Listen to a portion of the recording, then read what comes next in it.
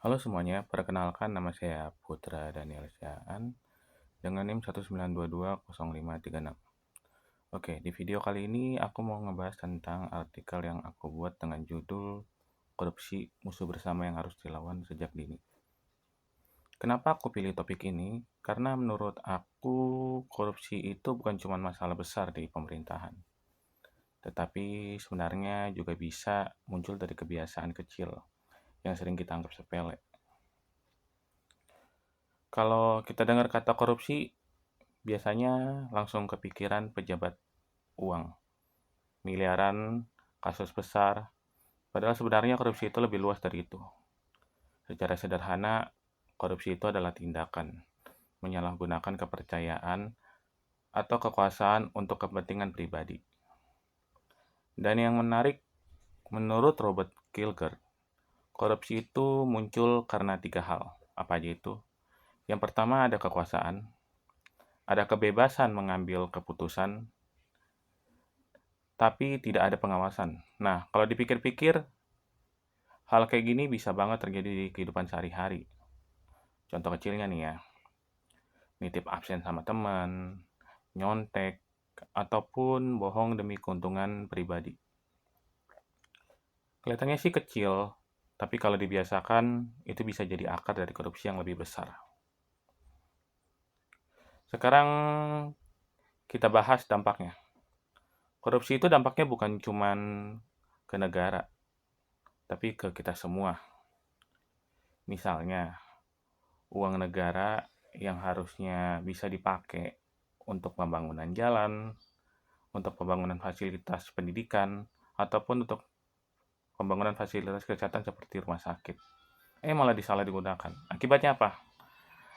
Jalanan rusak, fasilitas pendidikan jadi kurang, terus fasilitas kesehatan gak maksimal.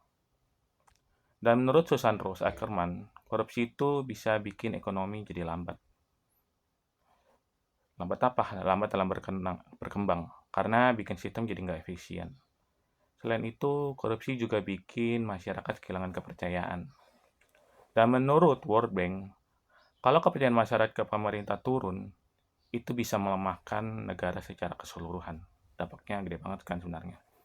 Jadi sebenarnya korupsi itu efeknya panjang banget.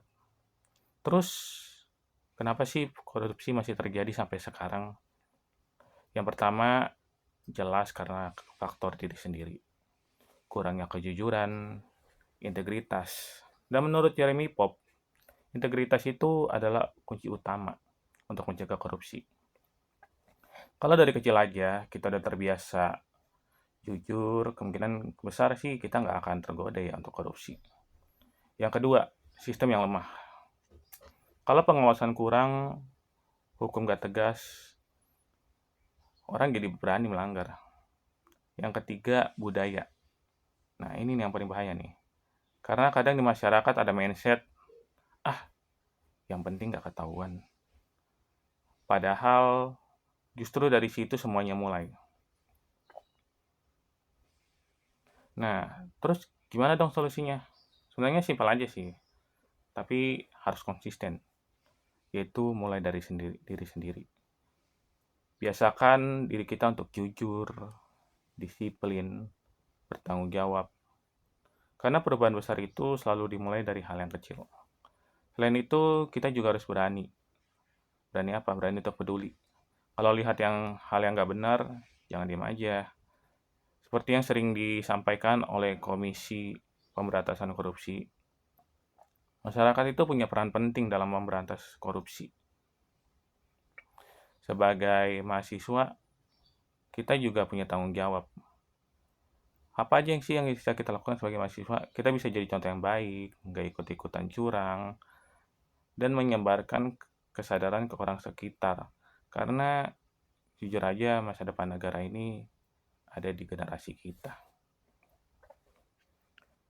Jadi kesimpulannya, korupsi itu bukan cuma masalah pemerintah aja ya, tetapi masalah ke kita semua.